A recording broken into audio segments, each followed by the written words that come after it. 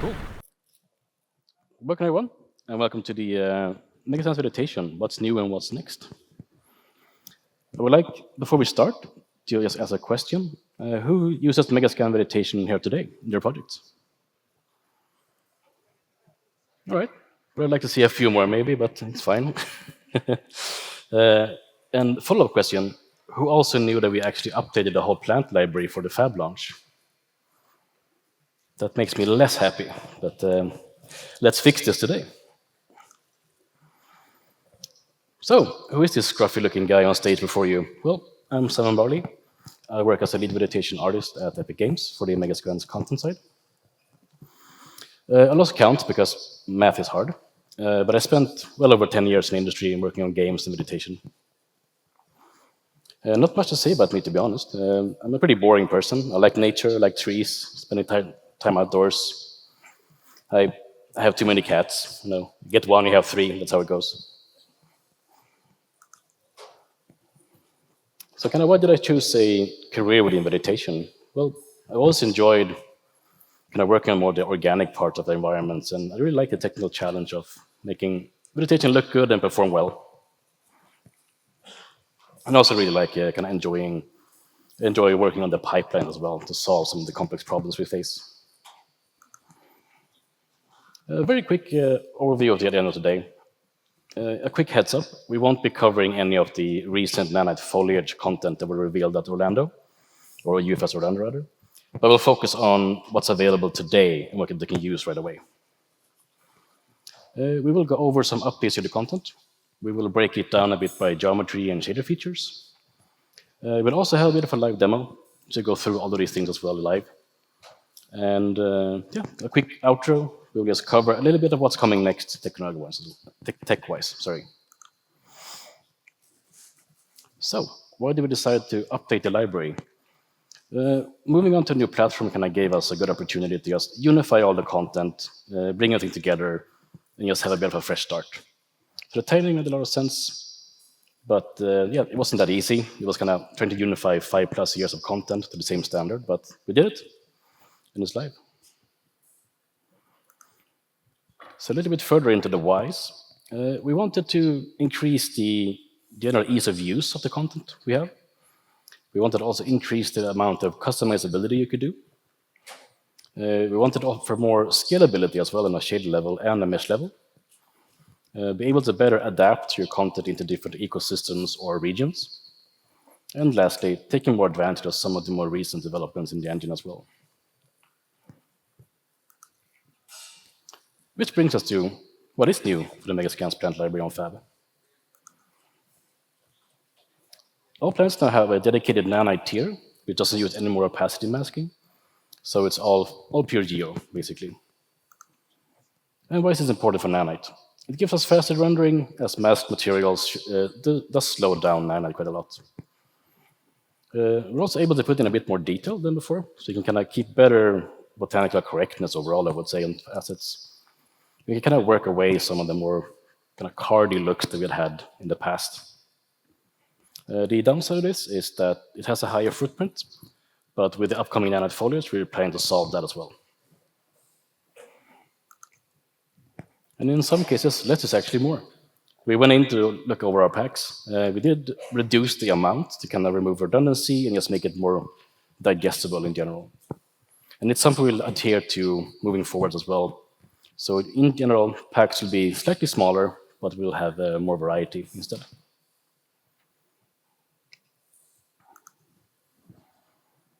We have new and updated vertex colors. Like I said, we had several years of content having different standards on the library. So we did a big push to kind of standardize everything. I'll cover these a bit more in the demo itself, but basically we have 4 vertical color channels that we all use for different parts of the shader and different features. A bit of a statement here. Making a good-looking plant is not difficult, but making it look perfect is very time-consuming and challenging. So what you can do with your own content is feel free to use these features in your own stuff as well. It can kind of greatly help you get your content where you want it to be faster. But yeah, let's dive into the actual updates and the materials. The library has gotten an upgrade to the wind shader. So we have a more detailed primary and secondary wind playing now. We have some updated controls as well, but we'll kind of show this in the live demo.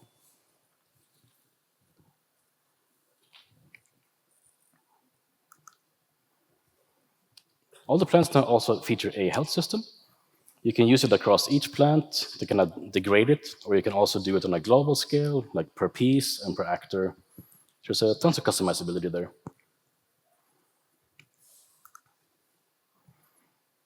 And all the material properties are also hooked up to this system.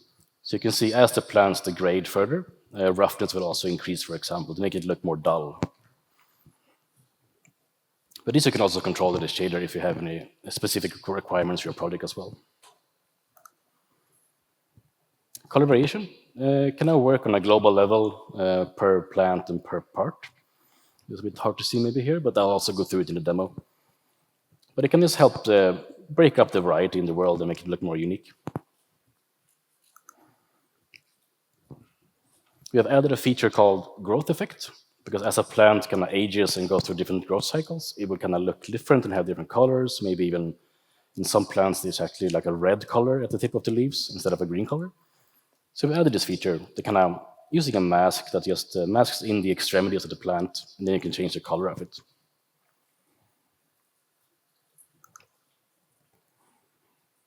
We have gone ahead and also added two-sided tinting. It's a pretty straightforward feature, but basically based on the front and the back side of the face, we can now tint in different colors. Like we have an example here with an angel begonia that has like a really red color underneath, as opposed to the green part on the front side. So we added it.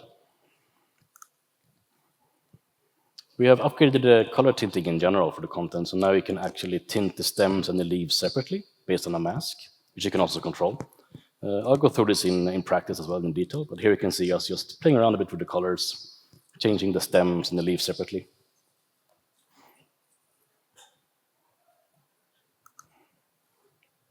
On top of the geometry updates we did, we also added some scalability options there in the shaders. It's a great way to kind of toggle features on and off based on your platform or your needs. So it's kind of easily accessible for you to just tick the boxes you need and optimize as you see fit. And the good thing about all this is that these values come in pre-filled out for you. So everything has base values set up already on Fab.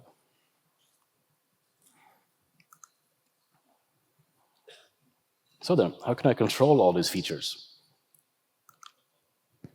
So we have a global foliage actor blueprint, which houses some of the high-level art direction parameters across both trees and plants.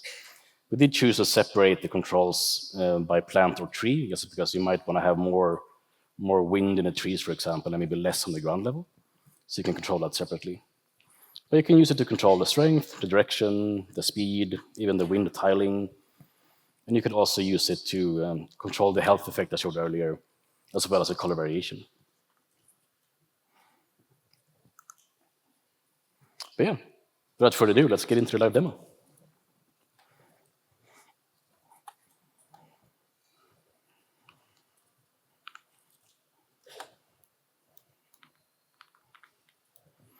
All good, yeah. So here we have a small level we set up using both trees and plants. You can kind of see in the middle here, we do have the global foliage actor. And I'm just going to turn off some of this snapping here real quick. And you can see if I were to turn this around now, or maybe let's increase the strength slightly just to show kind of how it works. Now you can see as I turn this around, it will actually shift the wind direction in the world. And all the plants and the trees will kind of react to this actor.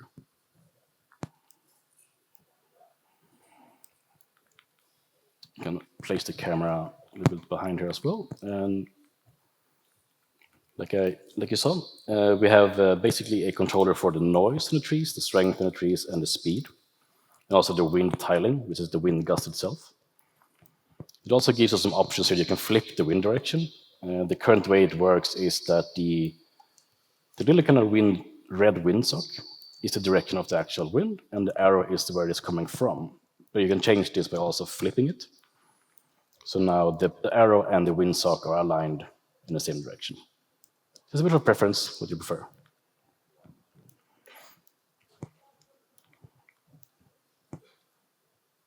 Let's see, we can go in and increase the wind strength on the trees, maybe even increase the speed as well. We can also put in some of the extreme values here.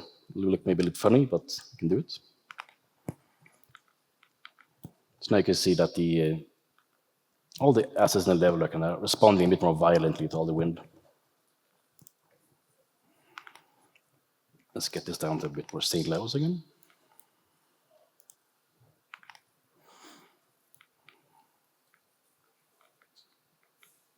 Now we can take a closer look at the health effect.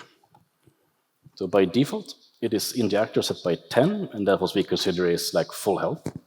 But if I were then to start modifying this, you will now see that gradually you start to mask in the decayed parts of the plants. Like I said, there is some variation here on per instance and per actor as well. But basically, putting it to the negatives, you kind of get these solid colors of brown. But you can also adjust these colors in the shader itself. So if you have a particular color or look you want for a plant, you can always change the settings in the shader itself. So put it back to 10, everything is green and alive again. And if you also look at the trees, for example, they also adhere to this. So you can see that they're also deteriorating in the same fashion as the plants are.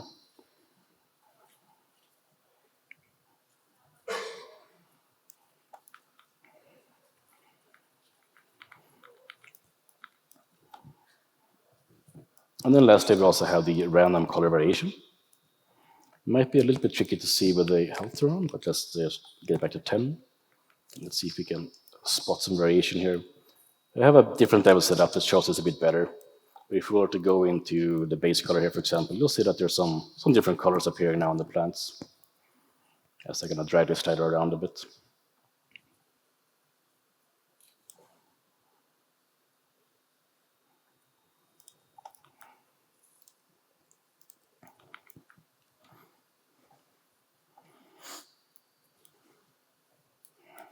But let's jump into the next level and start breaking down some of these features in more detail.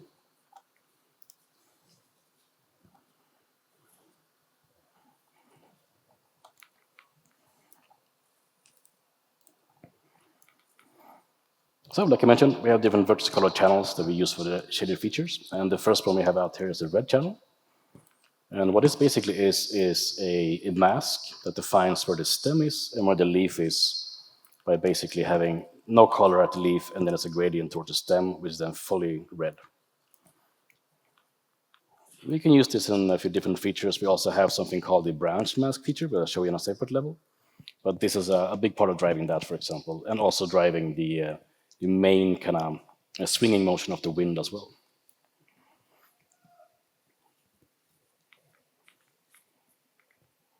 And the second channel we have is a green channel. And what this basically is a randomized green value per component. We use this to break up some of the secondary animation just to make sure nothing kind of wiggles and wobbles in the same kind of speed and direction. This is very useful to just bring in a bit more organic look to the wind animation.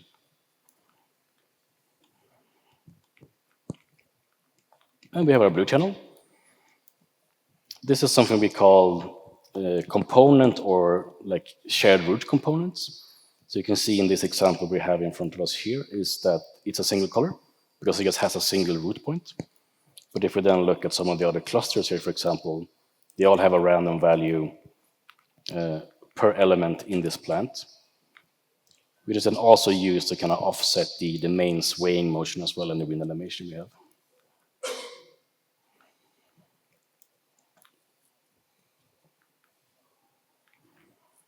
And the last one we have is the alpha channel. It is something we call distance or length from root, basically. So where the root is basically a 0, and then it goes out to a value of 1. You could do this procedurally as well if you would like to, but we kind of like the control of having it in the vertex colors. Because if we have something like this example here, something hanging upside down, we always know that the direction is correct and we have it where we want it. This is also used to then, in conjunction with the red channel, to drive the growth effect as well.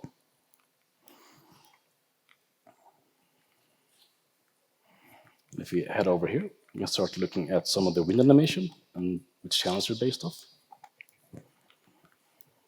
This is the main kind of swaying motion we have, which we call the primary wind. It uses the red channel to kind of move it around, and it also uses the blue channel to also offset the animation slightly. So if we grab our trusty little friend over here, we can increase the strength and the speed. So it'll be a bit more clear to see. So now you can see that the main swing motion is offset by all the major components. Everything kind of moves a bit individually from each other.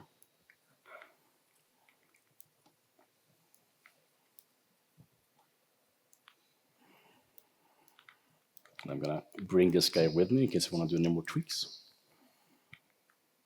And then the secondary animation is the more kind of detailed kind of leaf wobbliness, if you will. Is mainly driven by the inverse of the red channel. So where it's not red, it's basically wiggling that part as a leaf. And then we're using the green channel to kind of offset that further as well. So nothing moves in the same, or doesn't move too synchronously, basically. You kind of see the different vertical channels being displayed on this as well. Kind of cycles through these.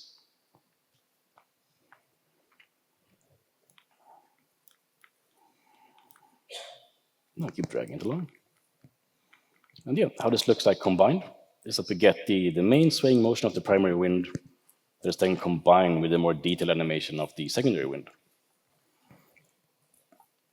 We've done quite a lot of work on optimizing this, so it's pretty cheap, but as we kind of showed in the Unreal Fest Orlando, that we're moving on to something else with animation for Nanite and Foliage.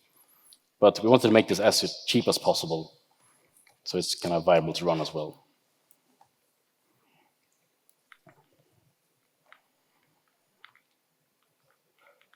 And to go through some things that kind of drives this underneath, we can look at the simple wind gust system. So I'll need my friend again, sorry, I'll bring it over here. So I can bring up a plane where you can visualize the wind gust we have that goes through all the plants in the world. So if we were to increase the tiling on this one, you kind of see what it does. It's basically a noise map that kind of rolls over the world. And how it works is that we have the red color is kind of the extreme highs of the gust, and then the blues are the lows, and the greens are kind of a middle value between those two. And as I rotate this actor around, you can kind of see that it also responds to the direction there as well.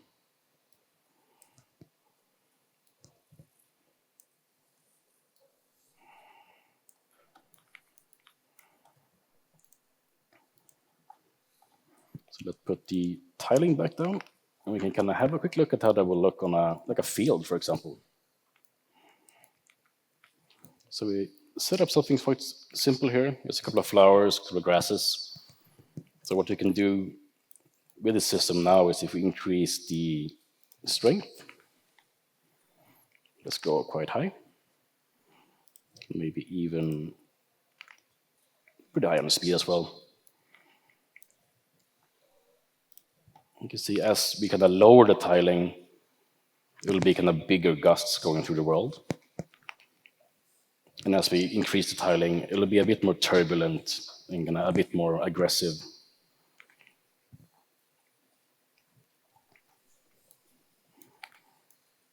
Then again, you can also rotate this guy around. It will look a bit funny on screen now. I think it's a bit extreme, but you get the point.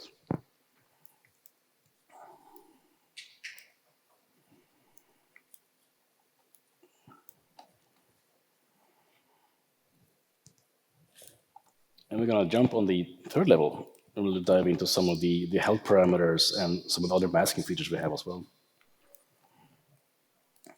So I can just go into unlit mode here, and this is the branch mask I was talking about. We're just going to derive from the red channel. It's a very simple input.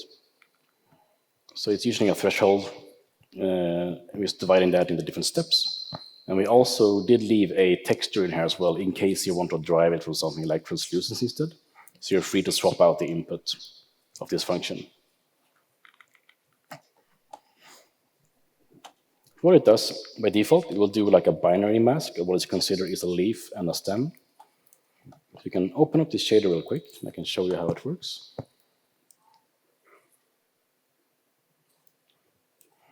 So under the global tab, we have the debug branch mask, will show you a colored version of the branch mask. And then your twig mask threshold, which will, let me just deselect that real quick for you, sorry. Will kind of show you, as you go through the threshold, where the mask is. But you can also do a gradient-based mask as well, so it doesn't have to be binary. This is quite useful if you want to do any particular effects, like having gradients in your colors, or maybe you want to fake a bit of extra translucency in a volume by having gradients as well. So it's pretty useful.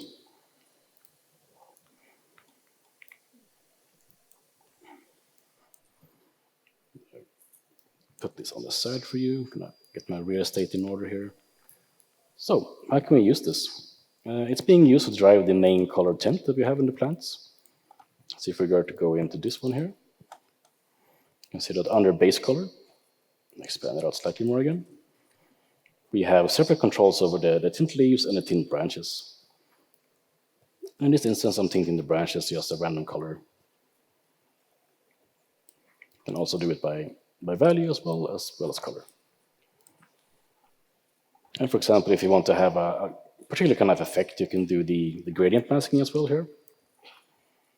So now you can do some kind of, I don't know what to call it, some weird looking plant. But it can be quite helpful if you want to like achieve a particular effect in your content.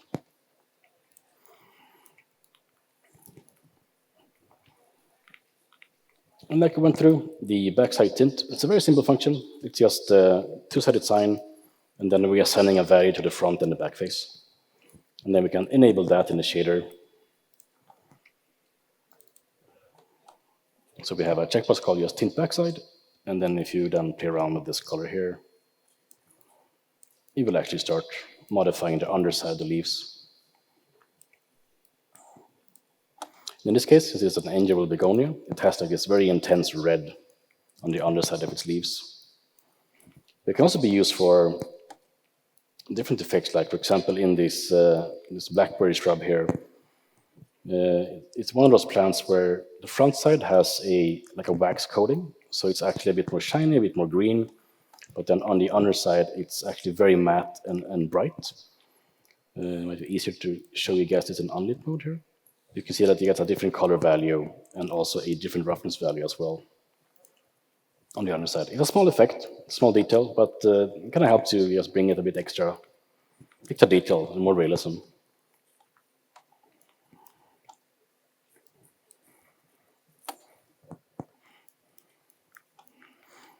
And finally, pretty straightforward, but we can also use it to kind of tint the translucency separately as well. So under the translucency tab on the side here, we also split it by leaves and branches. If I deselect this guy here, we can see that if I were to go and basically control the subsurface color there, and if you want to use the controller, you can also do the brightness for the intensity.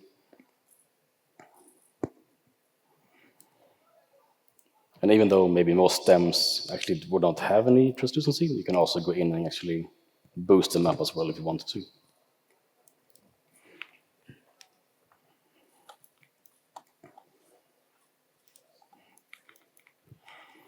And now let's jump over to the other end of the room here, where we can go over some of the health features in more detail.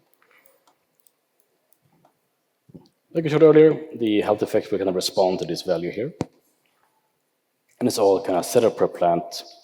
So if we were to go into this guy now, for example, we can actually play around a bit with both the color and the masking. So you will find it under seasons. You will find that there's a health overlay, a health offset. So you can actually offset this value further on the actual asset. So for example, if you want to have something that you know would never decay in your game, you can basically put it at a higher value. So you can basically never decay. Same here, the default is 10.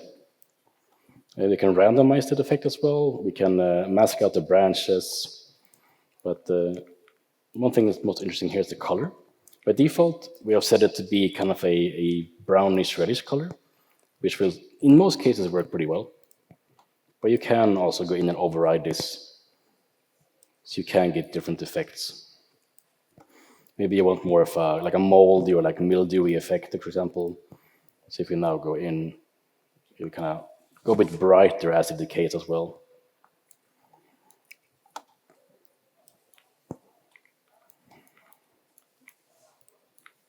And the same deal here. We'll move this guy along with us. What's pretty cool about this feature is that it's based only on the base color. So whatever you plug it into, it will basically work. So here we have just picked a couple of atlases from the library that we thought were pretty suitable, and just hooked them up to this shader feature. You can see that the atlases also decay. So it just uses the base color to figure out the gradient, and then kind of overlaying this color in on top of it.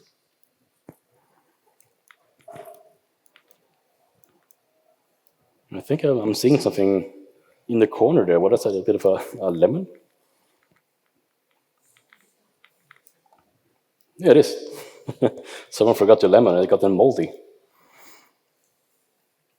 But yeah, it's just the same feature. But the only thing we did was we added it to a regular kind of opaque object.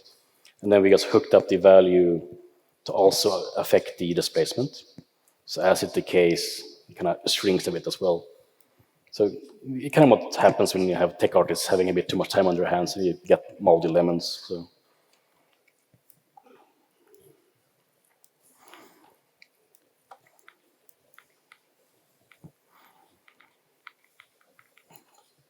And like we were seeing in the slide deck as well, that the different parameters also tag along here.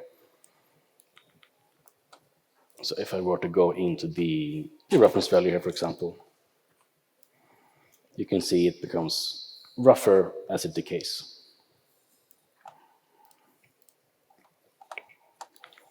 A bit of a small detail, but it does add a bit of extra as you kind of go from this shiny looking plant and then to a more matted, decayed looking one.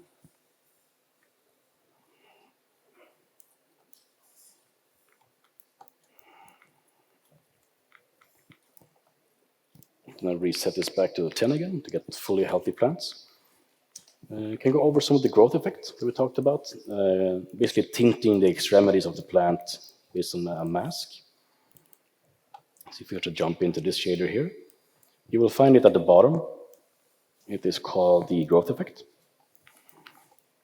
And it's basically taking that alpha channel and creating a bit of a height mask for you. You can also choose to add this effect to the translucency as well. You can, for example, you can tell it to mask out or not mask out twigs. So now it actually includes the twigs as well, and if I were to mask them out, to be excluded. And again, you can kind of assign a bit of a color to it. It doesn't have to be just a growth effect. It can also be, for example, if you want to do stylized content, you have the particular look you want to achieve. So yeah, feel free to play around with this one.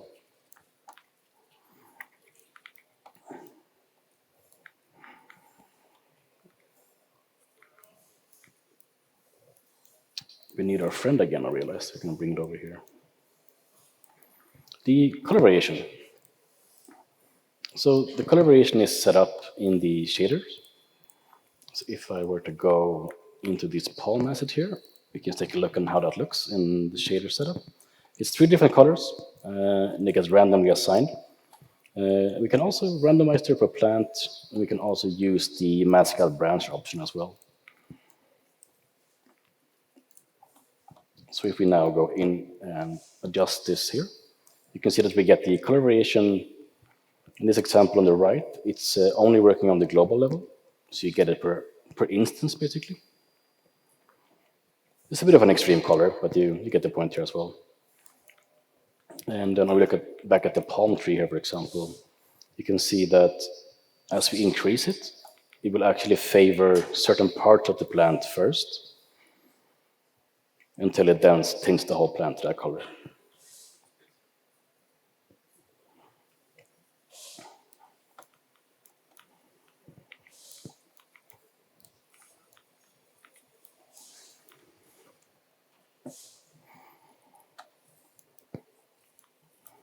But right, with all these shader features now kind of gone through and explained, I think it's time for to break shit.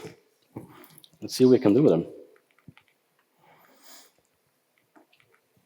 So there's some crazy looking plant that our TA created back home. Some kind of alien looking plants. But yeah, you can use these to kind of create whatever you need really. If you have a specific look or art direction you need to follow. But I was thinking we could set up this plant here in the middle. And just go through how we can do such a thing. So let's see, what do we like? Should we get some colors from like the Unreal Fest colors, maybe something magenta, pinkish, yeah, something like that as a base. And then we can just use the branch tint here as well to maybe just do like a greenish, bluish something, something like that. What we can do on top of this as well is then use the seasons function. So instead of just using it as a health thing, I can also use it to add a bit more color variation instead. So in this example, let's put it at maybe something like a bluish teal color. Can maybe make it even brighter as well, to be honest. And then as we mask it in there, we get it. It's a bit of an extra color accent on the plant.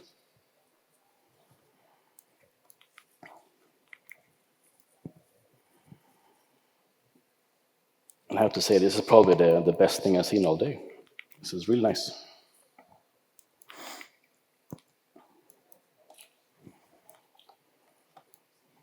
And there are further things you can do with this as well. So if we were to just actually turn off the light here, show you some additional things we can do. So it's kind of a bit of a disco scene going on in the background here now. But using some of these masks and color values, we can just put them into like an emissive pass. And that way you can get these kind of glowing small flowers. And I think this really strange Christmas tree looking thing that just kind of pulses on and off. I think we just basically put the emissive value out of bounds. Don't tell your TA, but kind of made it blink. You can also hook this up to like a value over time, for example. So you can do a bit of a burning effect that you can see here that kind of pulses on and off. And for this one here, we did like a very dark top side, but then on the bottom, we plugged that mask into the emissive instead, for example, so we get like a bioluminescent bottom part of the plant. And this one, not sure what to say, to be honest. It's but yeah, it's like also like a bioluminescent alien-looking plant. So yeah, there are tons of things you can do to kind of unleash your creativity with this.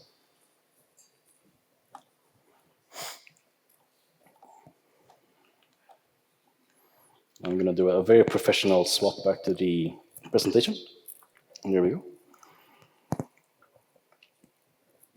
And to follow up this, what will kind of come next for all the UI tech for plants and the Megascans library? As we've all seen on the Unreal Fest Orlando talk, we were working very hard on the Nanite Foliage. This will be a kind of evolution to all this, and make sure we can have really performant, really good looking vegetation on our games at 60 FPS. And on the content side, there'll be more Megascans Foliage packs coming out pretty soon.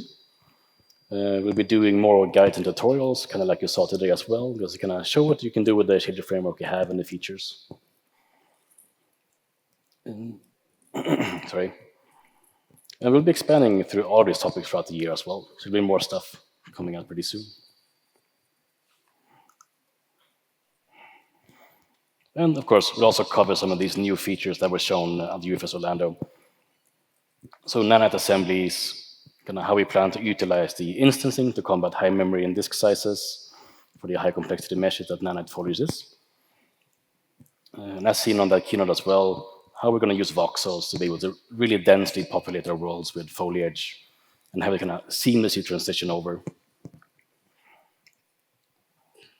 We will also start to kind of share more about our plans in regards to animation and how we can do that more efficiently for Nanite. Since WPO is not the greatest solution, we're gonna go with the more animation-based approach is the idea. But more to come on that. Yeah, let us know what you need.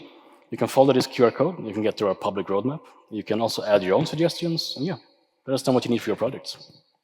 And with that, we are done for today.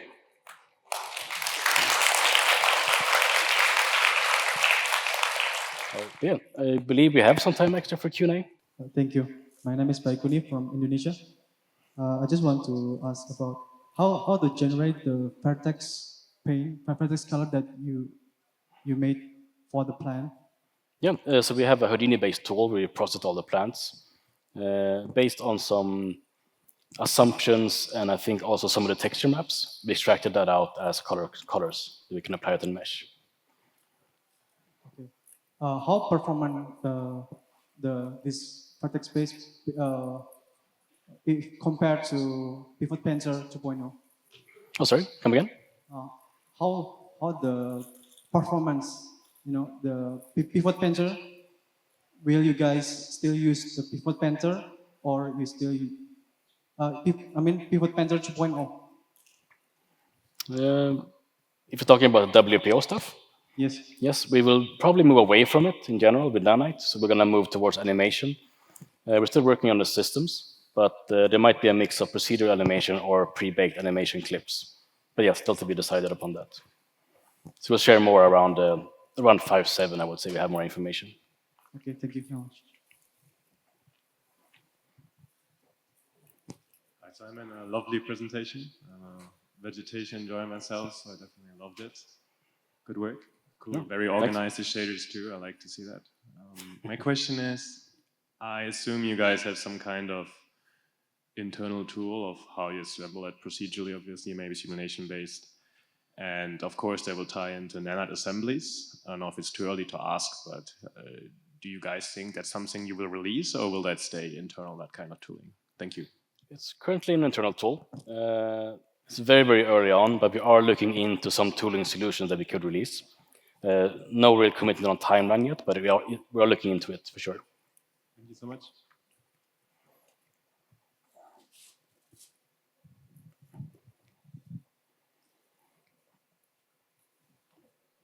Let's see, was one, yeah.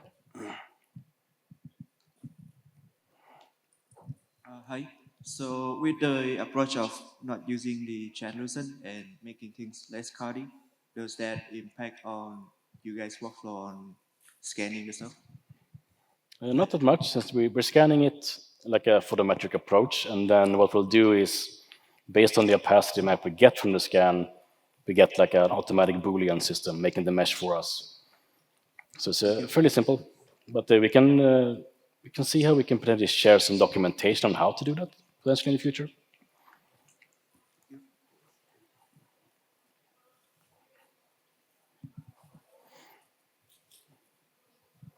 Hi. For the global foliage at the feature, would it automatically affect all the foliage in the level, or would there be a bounding box? It's affecting everything currently, but you could set up the blueprint to only work in an area, I think, as well. So that's possible as well, so you can do that. But by default, it will affect everything in the same level. I have a question. So you're currently using work position offset. So do you have normal fixed in your plans? Oh, sorry, repeat that last part. So sorry. you're currently using work position offsets to offset plant by the wind, right? Yep. And it also should affect the normals of the geometry. So do you fix it? It doesn't really affect it in a bad way, I would say. So I think it's all being accounted for in the offset itself.